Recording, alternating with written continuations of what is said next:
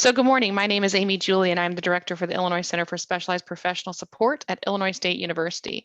And we have the wonderful opportunity to meet with all of you to provide some professional development. And we are very excited. We heard your comments and evaluations last spring, and we put together a phenomenal series that is going to run from today through the end of the fiscal year. We have put together this series and we named it LEAD, Leadership, Excellence, Action, and Development.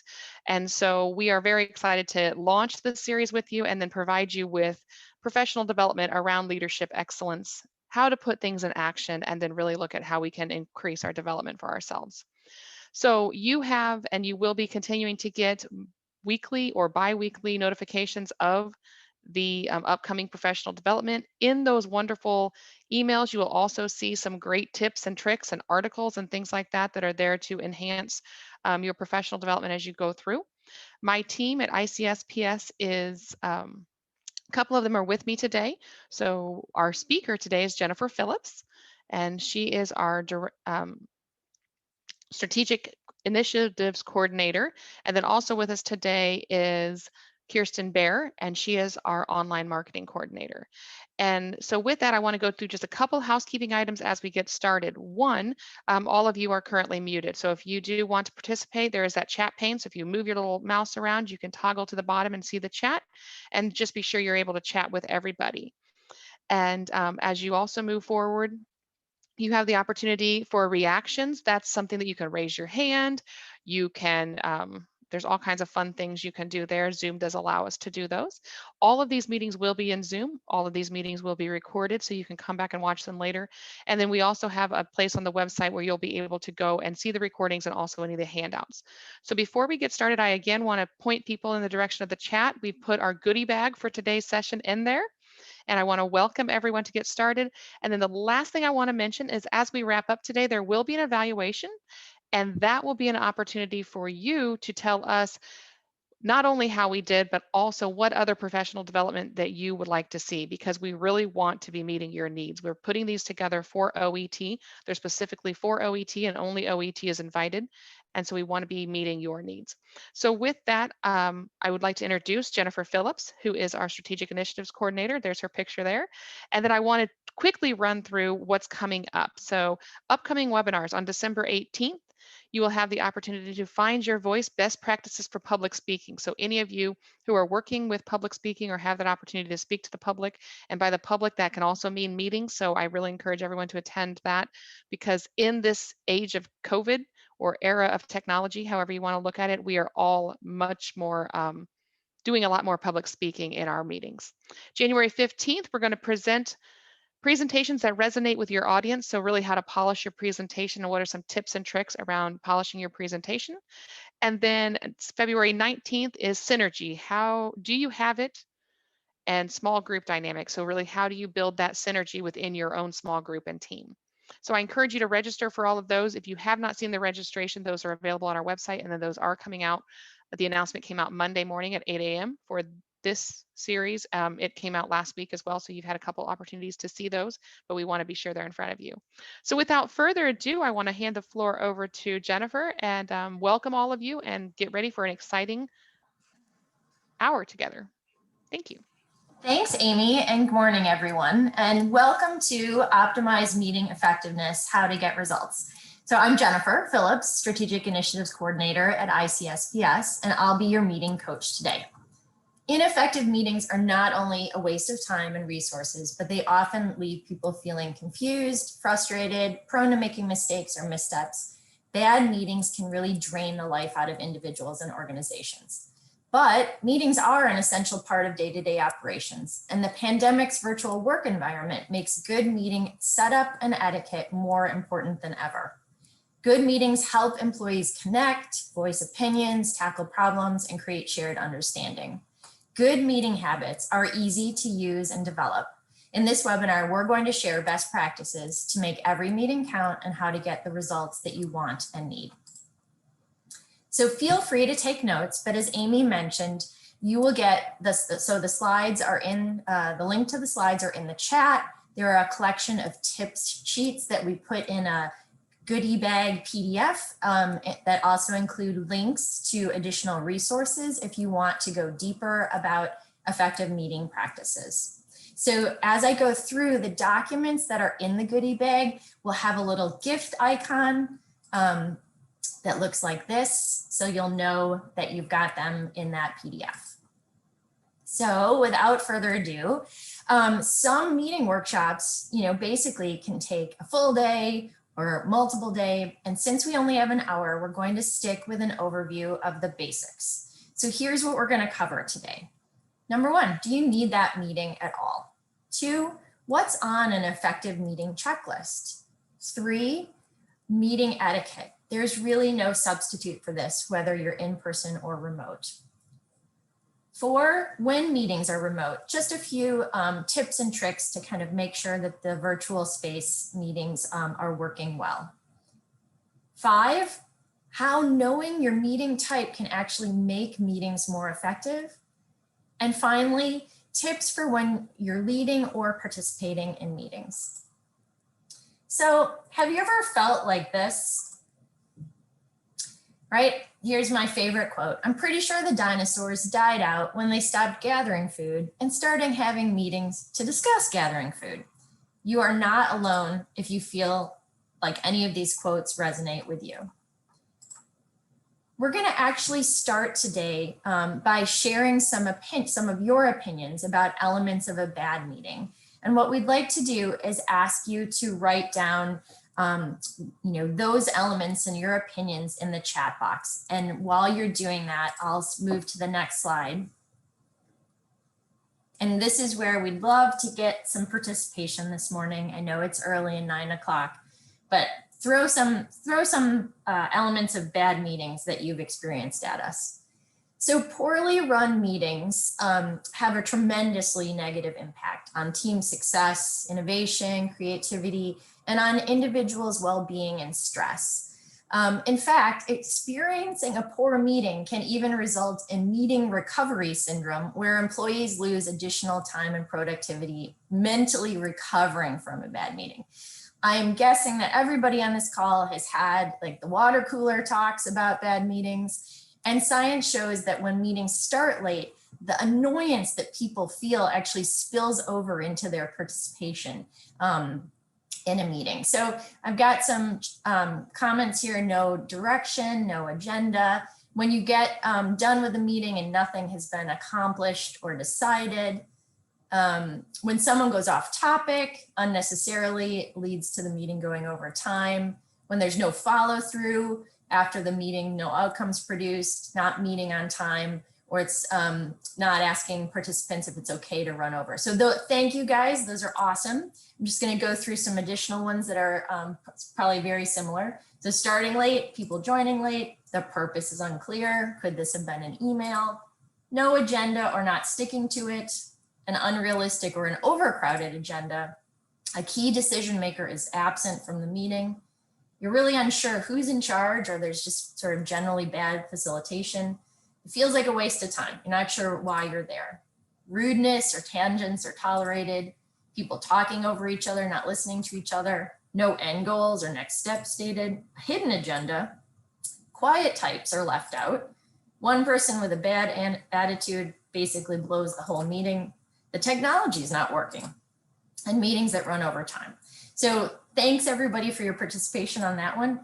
Now we're going to move to a slightly different aspect, and that's like how people actually feel after a bad meeting. So again, throw some feelings in the chat. And in the meantime, I'm going to start putting some of these up here. Feeling annoyed about wasted time, feeling frustrated. Oh, yep, frustrated. Thanks, Laura. Right? Confused, like, what am I doing here? Uncertain about next steps, demoralized, feeling like no one is listening to you, feeling sabotaged by others in a meeting, disappointed that things weren't accomplished, resentful, you've prepared and other people didn't.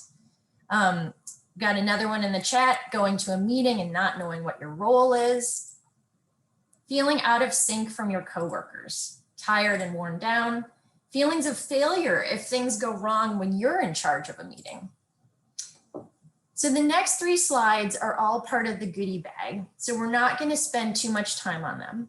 But back in 2014, TED Talks developed this infographic that shows several data points about how meetings cost time and money.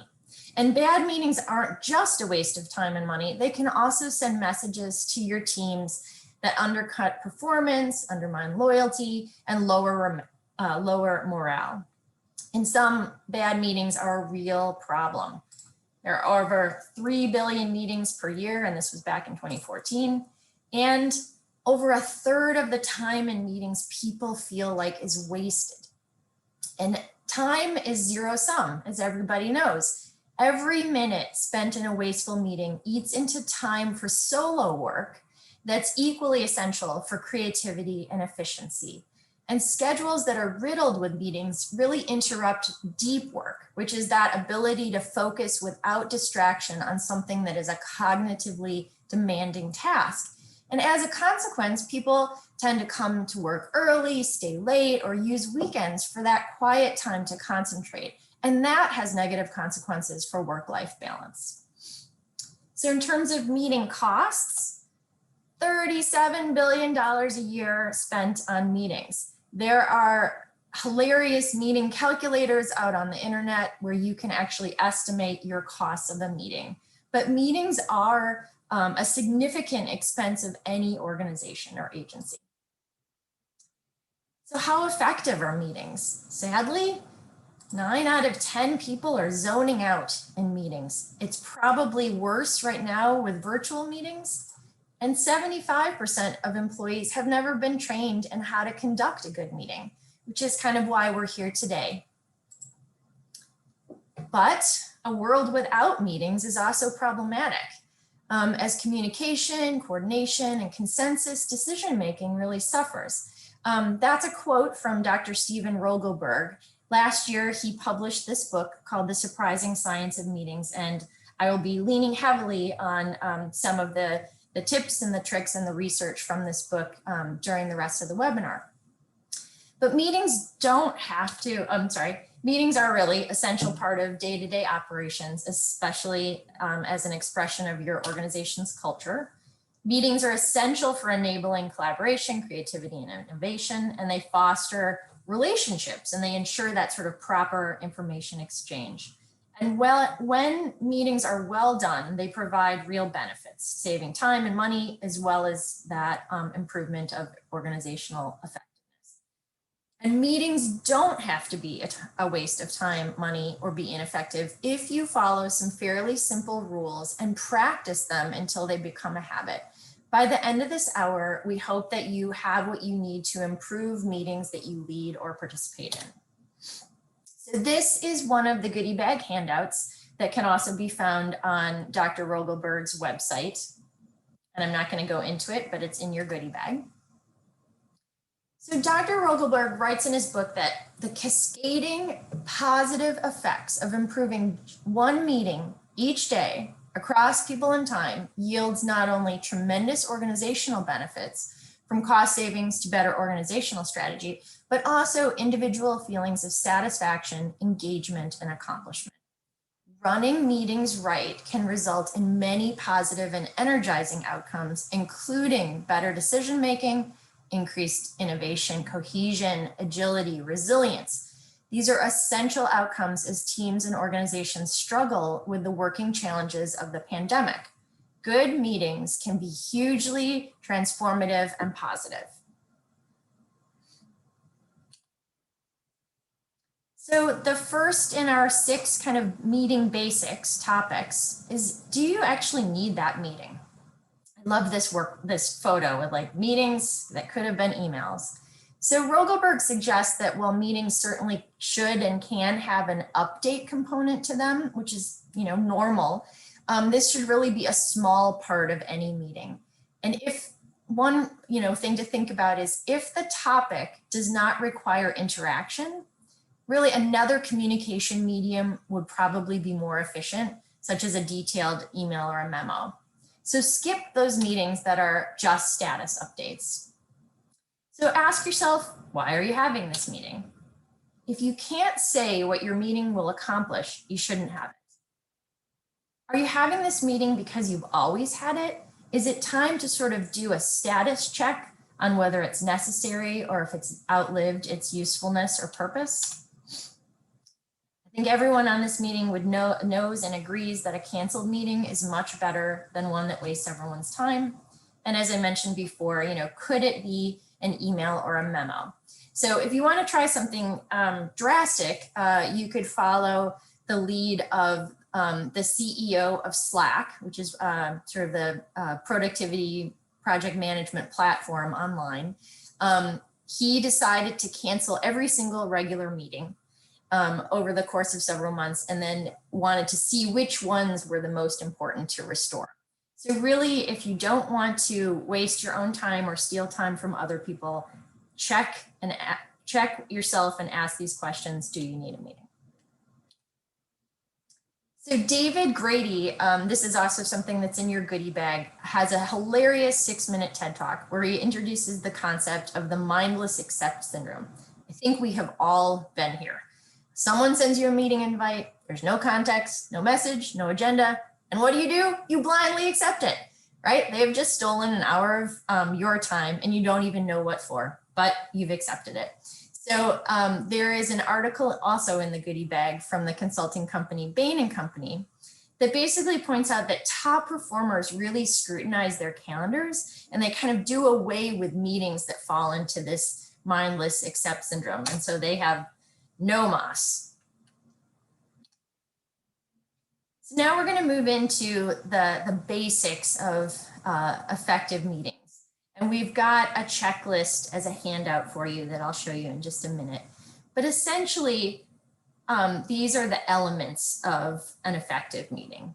A purpose, right? There's a reason and a purpose for the meeting. Nobody really should be surprised or not know why they're in a meeting. An agenda created and shared in advance, right? I'm going to be going deeper into agendas in just a minute on that. There's a leader in place or a facilitation plan, right? It should be clear who is leading the meeting and sort of what the roles of different participants are in the meeting. The right people in the room or on Zoom.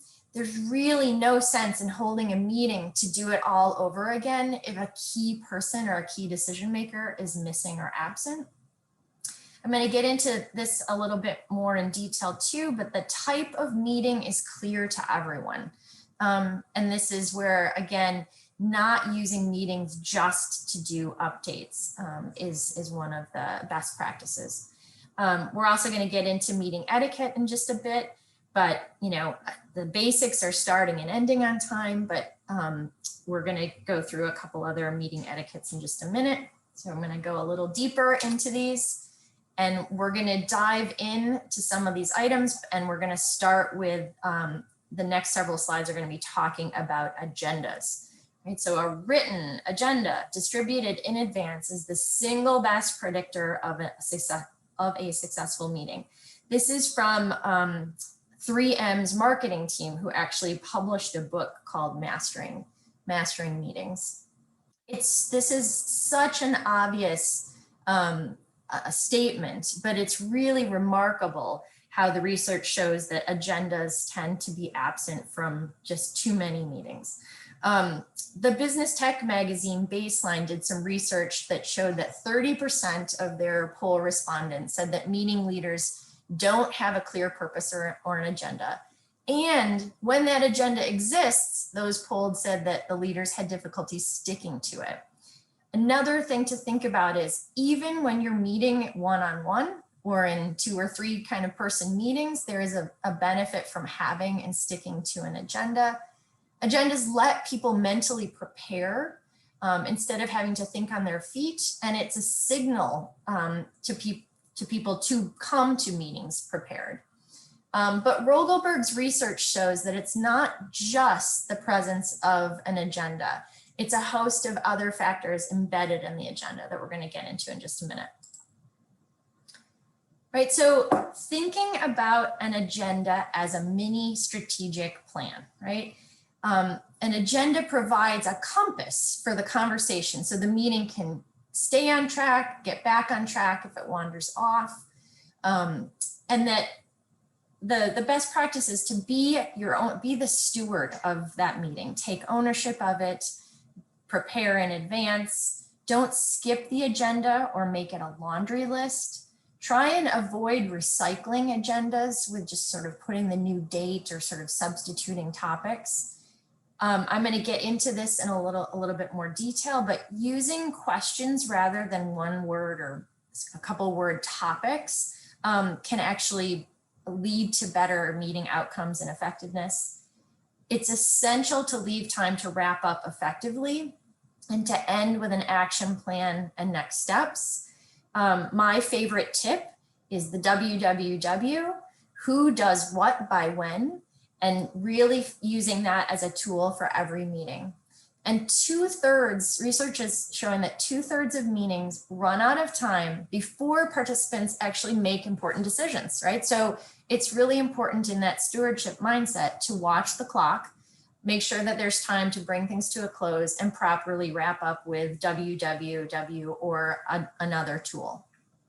Businesses should really take lessons from schools and make sure that there are transition periods. You know, the default setting in Outlook is 1 hour. What if you started trying to aim for your meetings to be 50 minutes or 25 minutes long, making sure that you're effectively wrapping up and giving people time to transition to that next meeting. So instead of designing your agenda as a laundry list of topics to be broached, consider creating your agenda as a set of questions to be addressed. A meeting is being called to answer, right, a complex or compelling set of questions in an allotted amount of time. So I'm just going to take one example that's at the top with the budgetary constraints, that you could have an agenda that just says budget problems or budgetary constraints. But instead, you could have on your agenda, you could have that topic reframed as a question. How are we going to reduce the budget by $100,000 by the end of the quarter or by the end of the fiscal year? By framing discussions as questions rather than topics, Steve Rogelberg contends that the leader will think and act differently in a meeting. And in this way, you're better able to determine when to end the meeting, right? The meeting can end once the questions have been answered. And if you know the meeting was successful, one way to know a meeting is successful is if you've actually answered the questions in a compelling way. And finally, if you can't actually identify questions to be answered when you're planning the meeting, it tells you that maybe the meeting's not needed or you're not ready to have that meeting yet. So, and that's where, you know, there's a decision point about should you cancel the meeting if you don't have compelling questions, and you can give your attendees back the greatest gift in the world, that recovered time.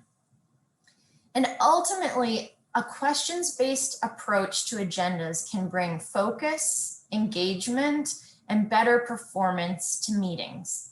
If you haven't tried this approach, I very highly recommend giving it a go. It's okay to experiment and reflect and sort of learn and tweak as you go.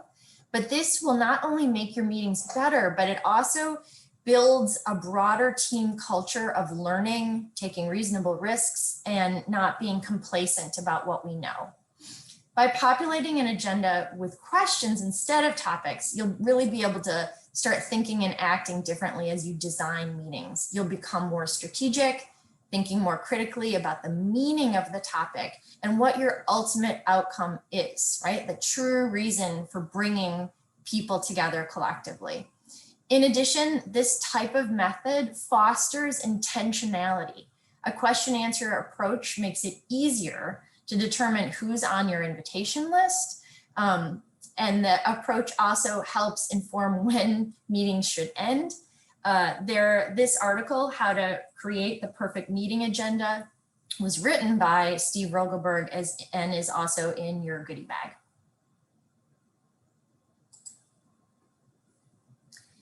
So what's the number one reason why meetings run late? Because other meetings are running over. I'm like, why do they run over?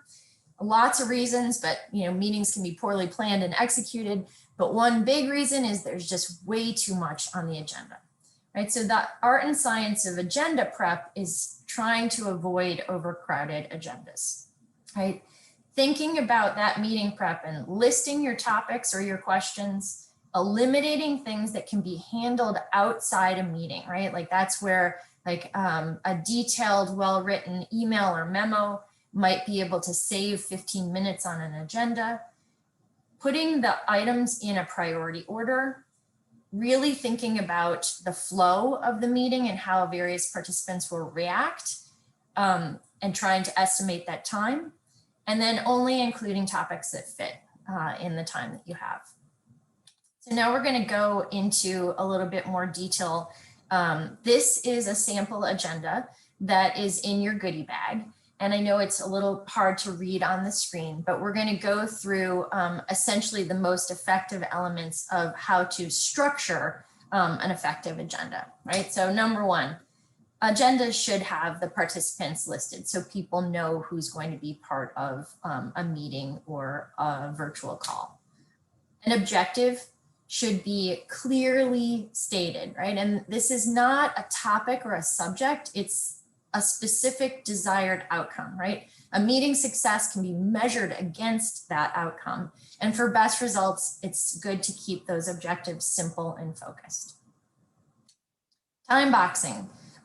This is, a well-known technique, but it doesn't often happen in agendas. This really acts as a signal to all the participants in the meeting and the leader for how to stick to time. The context and IDA, and I'm going to get into IDA in a little bit more detail on the next slide, but the context is why this particular topic is important, or as we were just talking about, the framing of a question in that time box.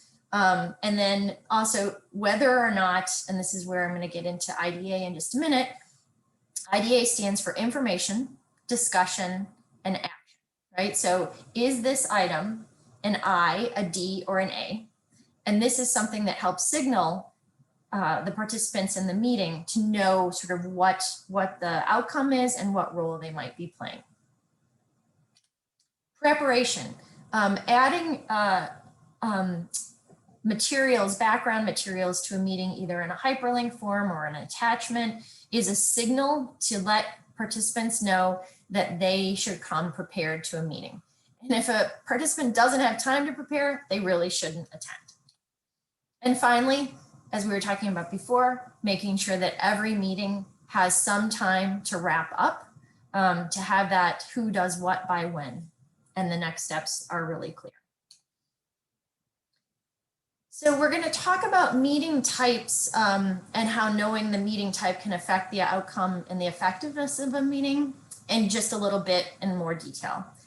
But first, there are ways to segment parts of an agenda that are kind of similar to meeting types. So there are some simple rules that have been developed by various management consulting firms and business schools that break down agenda items into one of three categories. And sometimes you'll see different monikers or acronyms for these. I just talked about the information, decision, action, three-part IDA. Bain and Company, and there's an article in the goodie bag about this, uses something called IDD, which is information, discussion, decision. But either way, this is, these are signals to your meeting participants about what to expect during that agenda item. Poor clarity around decisions encouraged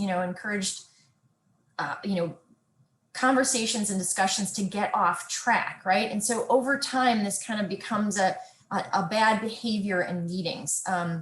So Jennifer, Yep. real quick, we had a question in the chat about, and this happens to all of us, that there are sometimes meetings that are addressed as urgent or crisis or emergency meeting.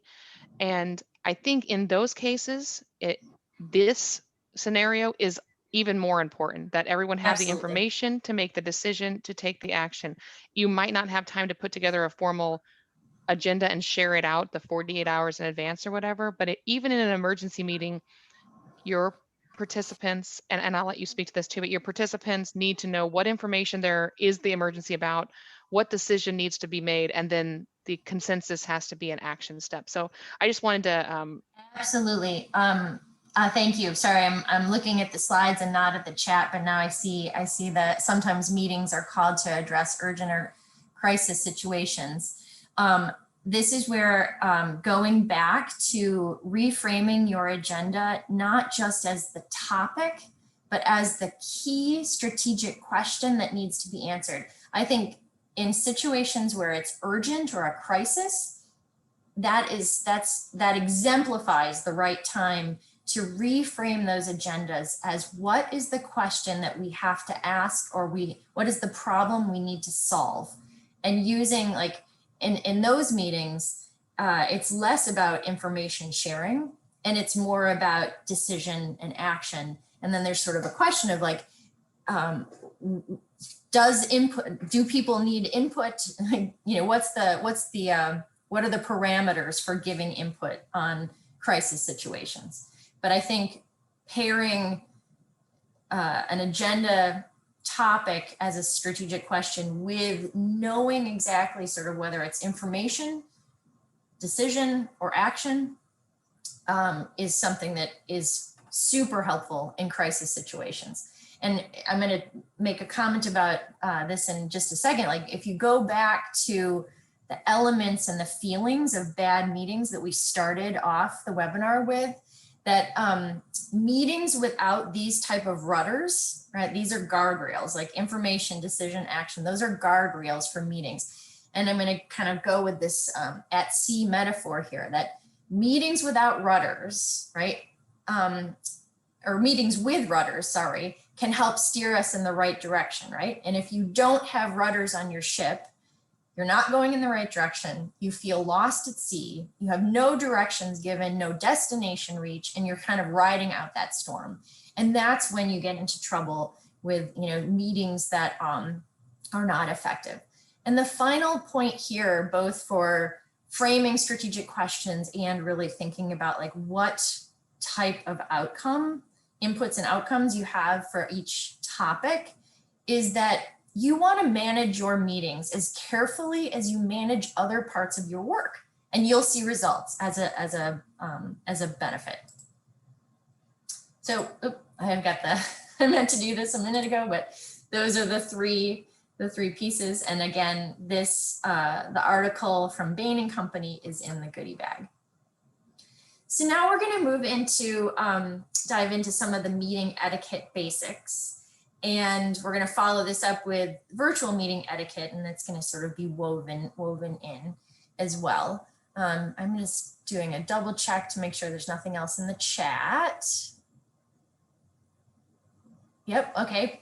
I'm going to get to the chat in just a second, but so meetings that start and end on time, right? Nothing kills momentum like a 15-minute delay when people like didn't download the software, they can't get the video or the audio to work, they're encountering other technical hiccups, or somebody literally just for in-person meetings doesn't show up on time, right? There's a lot of good practices here about, you know, showing up a few minutes early, making sure your audio is working. Ending meetings late also is a tremendous source of stress for individuals, especially because so many of us have another meeting starting at the top of the hour or at the half-hour mark. Starting the meeting well, right? As the meeting leader, your mood matters. It sets the tone. Research suggests that it may even produce a contagion effect on other attendees in which their mood is sort of mirroring yours. So start meetings with energy, appreciation, gratitude, especially during this stressful time. Doing so will increase the chances of a more positive meeting mood state, which promotes more creativity, listening, constructiveness, and trust.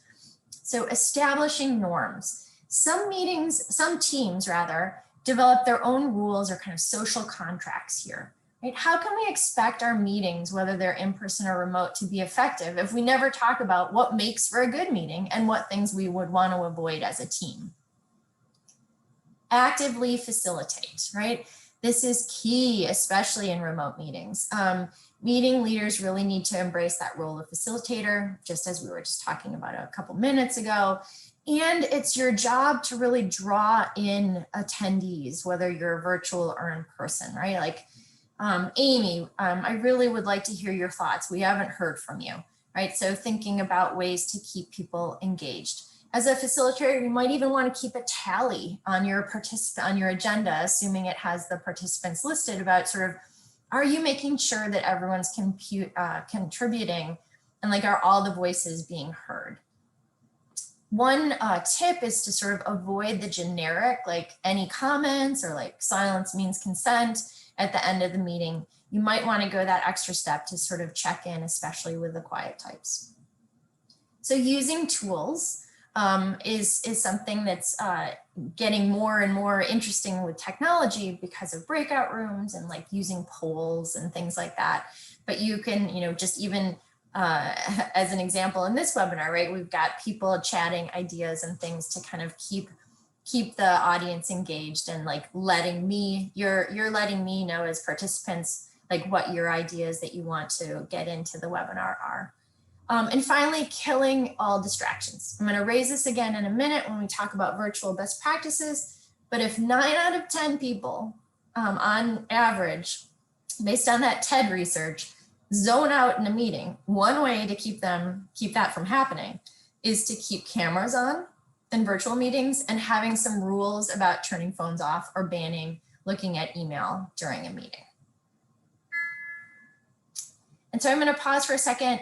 We've got Patrick who's saying meetings that are scheduled frequently where lead staff derail the original agenda and just want to brainstorm are so frustrating. So spot on, right? And that's where I would go back to the best practice of, well, there's a couple best practices to talk about there. One, having that lead staff see themselves as a steward of the meeting and really sticking to that agenda. Two is saying, being more declarative at the beginning when they share that agenda, that they want to brainstorm. Like, this is an input seeking meeting. And we're going to get into meeting types in just a second. So I'm going to pause on that, Patrick, and we'll get into it when we get into meeting types, but that's a great point. So these are not going to be surprises to anyone, but 9 things not to do in a meeting. I love this cartoon. Listen, I'm no expert, but I still want you to listen to me ramble on about this for a while, right? Negativity is just personally draining and collectively contagious. It's basically the opposite of positivity, contagion. And Rogelberg suggests that while there's evidence that supports how a good mood is, he suggests that the good mood is associated with having favorable meetings. So showing up late, being unprepared, monopolizing the conversation, making your statements sound like questions, but they really aren't, misreading signals, being off topic, getting intimidated yourself in a meeting and sort of shutting down, keeping your cell phone on and looking at it, and blowing off the meeting altogether. Right. So the research is really strong here that a positive collective mood really serves as like intellectual and social lubricant that leads to more robust, integrative, and creative discussion. So really focus on how to turn some of these things around. Jen, real quick, sorry, I just want to interject that's one of the reasons why having your screen on, and I know we don't today, but having your screen on is important if you're looking for buy-in or conversation or dialogue in the meeting, because that way you can look at your participants, look at your teammates, and look for social cues, knowing when people want to talk. In a situation like today where we're delivering a presentation and you can post in the chat and raise your hand, that's another way to do that. But you want to be sure in that meeting, if you're presenting something that you want responses to, that you can see the faces of the individuals and have those responses. Sorry, just wanted to add that part. That's awesome. And now I don't have to say that because my first point here is turn your cameras on, right? It lets people observe your body language. It discourages multitasking, all the things that it also sort of levels the playing field in terms of participation for remote attendees, all the things that Amy just said. So, the overlap between best practices for virtual meetings and in-person meetings is, very strong, right? That, you know, the same things apply for virtual meetings. We want an agenda that has a purpose statement, a participant list, and agenda, following all those best practices of an effective meetings checklist. Making sure that you can keep the camera on as much as possible. And I think this is where we're going to talk about meeting types in a moment. Like when it's a webinar and it's sort of present, you know, you want to be able to see the whole screen versus a staff meeting when you want to have those cameras on. Not over inviting is another key piece for virtual meetings, or using breakout rooms if you've got a bigger virtual meeting. Setting the time properly. There's a lot of evidence that's showing right now that having shorter virtual meetings is actually more productive. Just kind of given the attention span that people have right now in this pandemic environment, that keeping those meetings shorter is more helpful. Sharpening the agenda is also, you know, having that agenda is one thing, but really getting it to focus. And this kind of gets to Patrick's point of, you know, in a crisis, you know, sharpen that agenda, sharpen those questions, make sure that you're not wasting anybody's time, and those kind of things. So again, embrace the bumps and the weirdness of this pandemic. Is something to remember. What it takes to run a great virtual meeting, and I forgot to put the little gift on this slide, but that article is in the goodie bag as well. So now we're going to dive into sort of knowing your meeting types. And as I mentioned before, knowing your meeting type is actually one of the key elements for an effective meeting outcome, right? So similar to the IDD and the IDA, right? The information, decide, and action as a signal to your audience or your team, knowing your meeting type can really help. And there are questions here about, you know, are you having an internal meeting, an external meeting? Here are 3 basic types, and then I'm going to go into a little bit more detail. So, you know, the update meeting, and this is when you're, you know, pushing information out. As I mentioned before, Rogelberg strongly suggests that, like, it's normal to have information sharing as part of your meeting, but if it's the only thing, it may not be worth having a meeting.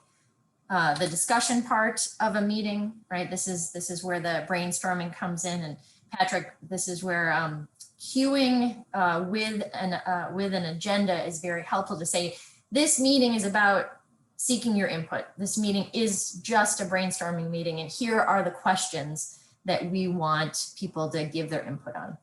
And then sort of the decision making, like, is this an action-oriented meeting? I'm going to share 2 handouts. Sorry, I wanted to say one thing, like, if you're clear about the meeting type, then you're not going to have people brainstorming in the middle of an informational meeting, because an informational meeting is typically when a decision's already been made. So having those clear signals can be really helpful. So I'm going to share 2 handouts that are in the goodie bag that are just helpful references when you're planning a meeting. And then we're going to talk about one specific type of meeting, staff meetings. So this graphic is in the goodie bag. It's an article from McKinsey. There are also some best practices from the meeting literature about ideal meeting sizes. So Steve Rogelberg's book talks about if it's the 1-18-1800 rule, right? So when solving a problem or making a decision, trying to keep it to 8 people or fewer. For brainstorming, like 18 or fewer, and for information dissemination, right, like those update kind of meetings or rallying the troops, that could be as many, 1,800 people or more. Jeff Bezos from Amazon has a 2 pizza rule, that work groups should be small enough that 2 pizzas will feed the group. If it's bigger than that, you're just not going to get as much done. And Bain and Company has this rule of 7, that every person added to a decision-making group over 7 reduces the decision effectiveness by about 10%. So this chart and more details about it are in your goodie bag. It's from Lucid. It's a meeting typology matrix that's really easy to use when you're planning meetings and has some awesome tips. So that, I'm not going to get into that because we could have a whole webinar just on this, but that is in your goodie bag. And there's like 4 extra pages that are associated with that.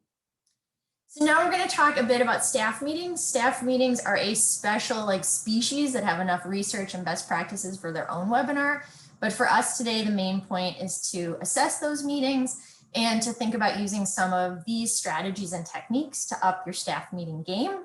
The graphic here is a Kanban board. It's a bit of a fad, especially in the tech industry right now, and especially in sort of this growing area of focus on key performance indicators and outcomes. A lot of the tech companies will have a board like this up. They'll have literally a 15 or 20-minute meeting, and people will be kind of expected to talk about like their priorities, their work in progress, and what they've completed.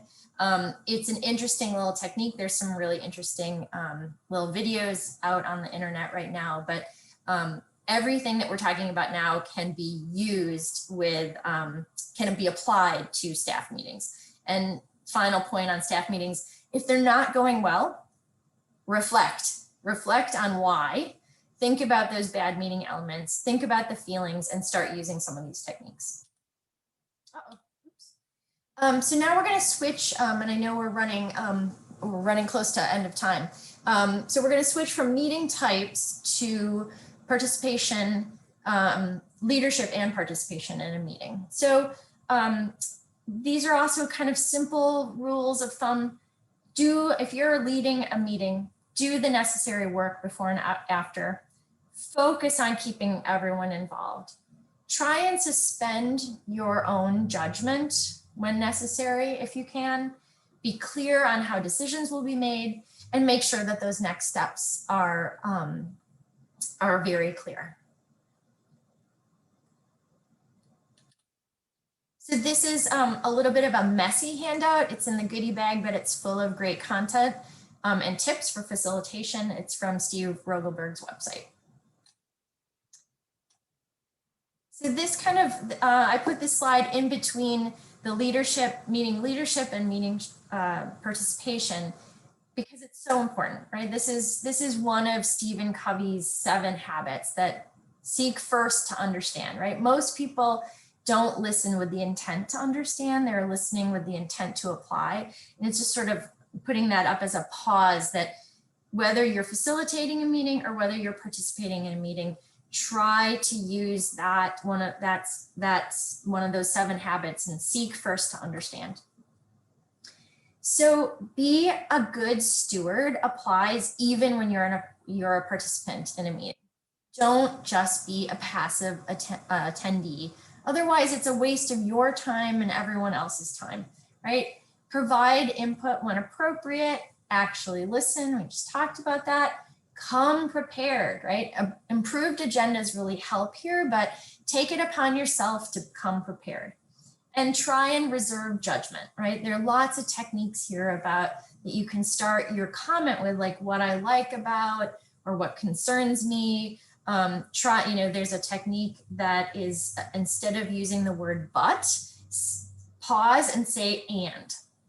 So really try and be a good steward when you're participating as well as facilitating. So we've covered the 6 basics for effective meetings, and we're just going to do a wrap-up summary here. So do you need that meeting at all? What's on an effective meeting checklist? Meeting etiquette, tips for remote, knowing your meeting type, and tips for when you're leading or participating in meetings. So just in summary, did you make sure that you need that meeting? Have you identified the specific purpose of the meeting? Developed sent an agenda? Selected the right participants? Assigned roles if needed? That's the IDD, IDA. Identified the meeting type and how decisions will be made? Same thing. Preparing yourself and others with background information and having a plan for wrap up, that WWW, who does what by when. And this is in the goodie bag. This is just a handout version of the slide that we just showed, but this is for you to take home. You can have these little Post-it notes up on your desk or have it as, something that you can grab when you need it. So these are Steve Rogelberg's 5 take-home points for effective leadership. And I think for the interest of time, I'm not going to go super deep in them, but thinking about being a good steward in a meeting means visualizing and anticipating sort of how a meeting will flow, right? Like the meeting design, the agenda design, thinking about those strategic questions, thinking about who's in the room, how much time things will take. Those are all essential for good meetings. Preparation, there's really no substitute for good preparation, both before and after meetings. Having that meeting steward mindset is also a key element for successful meetings. Having active facilitation, pulling people in, making sure that you're not just sort of saying silence is consent, like actually thinking about how to draw out people that haven't spoken. And then reflect and act and improve, right? So how you evaluate your meetings, get better at them, learn from them and others, and drive towards effectiveness in meetings that really advances your work. So we started by talking about bad feelings during meetings, but I'd like people to start throwing in the chat how they feel after a good meeting. So I'm going to give people a minute to do that, and I'll throw some up as you're thinking about it, and then we'll read some. Like, you're energized, like the positive energy is contagious. You're feeling more creative. I love this. We've got refreshed and focused, productive and ready to check items off the to-do list, motivated. Yep. Get ready to get started. You feeling like the work can stay on track, a sense of purpose and accomplishment. You've learned something new. That's one of my favorite things about being in a meeting, like where I have taken something that I didn't know away from it. Motivated, that's something that's common in the chat right now. Feeling great about your team and your coworkers. That's a huge benefit of a good meeting. A can-do attitude, feeling cooperative, strong team spirit, and a belief that collaboration works. So I've got some other ones in the chat here. Energized, motivated. Yep, these are great. Thank you for sharing. So in sum, this is sort of the final point before we ask you to take a quick survey. This is all about changing your meeting return on investment, right? So we talked about how meetings cost time, money, and they cost organizational effectiveness. But you actually have the ability to change the ROI on meetings by doing 3 very simple things, right? Number 1, you can use and practice effective meeting strategies until they become habits for you. It doesn't take long. They're very intuitive. And now you've got some tools at your disposal to do that until it becomes a habit. Number 2, being a good meeting steward, whether you are leading or participating, right? So we talked about some of those best practices, and whichever role you play, you can do a better job in meetings, and that alone will change the return on investment for your meetings. And number 3, you can protect your time by not mindlessly accepting, like not falling into the mindless accept syndrome, and sharing good meeting strategies and being a good role model with others. So meetings do not have to be a trap, right? They can be a conduit for change, and practices like those we have gone through today can improve productivity, communication, and integration of your team's work, not to mention better job satisfaction and work-life balance. In the end, better meetings and better work lives can result. So that is the end of my presentation. This is the Good Meeting goodie bag link. And I would just like to call everybody's attention with the 5 minutes that we have remaining there is a survey that I believe Amy put into the chat or is about to put into the chat that we really hope that you've enjoyed this session. It's the first of many, and we've created a survey to help us get better at doing these in the future. So we'd really like to give you 5 minutes, right now, so that you don't have to take that time later to fill out that survey. And yep, I'm seeing it in the chat now. And then the last two things I wanted to mention while you're filling out that survey, if you want to go deeper, and there's resources for professional development and OETs, in your wheelhouse. There is a two-part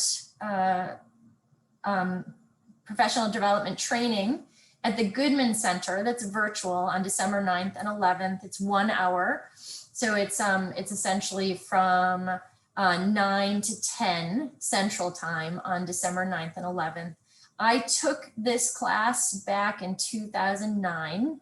Andy Goodman has a fantastic blog, and you probably noticed in the slides, I leaned heavily on some of his work. But if you wanted to go deeper on good meetings, this training is coming up, and it will be virtual.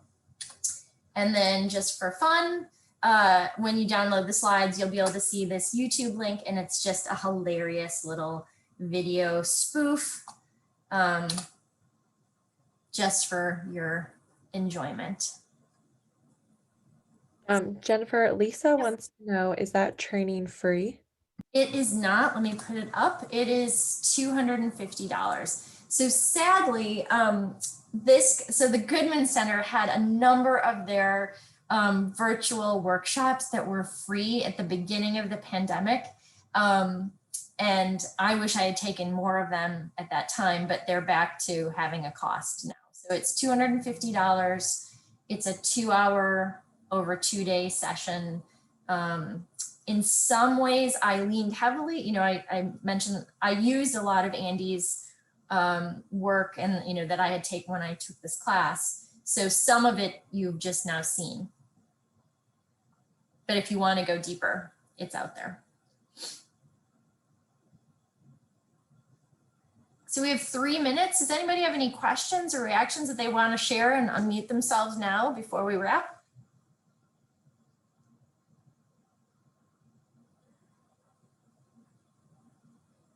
I don't see any questions in the chat, Jen. Yep, I'm not either. Well, on behalf of the ICSPS team, we'd just like to thank you for spending your first hour of the day with us. And we look forward to future sessions. Amy, is there anything else you want to say in closing? No, thank you all for your time today. And again, join us next month. And most importantly, if there are any topics that you want to see, be sure to put those on the evaluation, because we do look at those, review those, and then work with managers to plan out professional development. All right, thanks everyone. Stay healthy and safe and have a great Thanksgiving.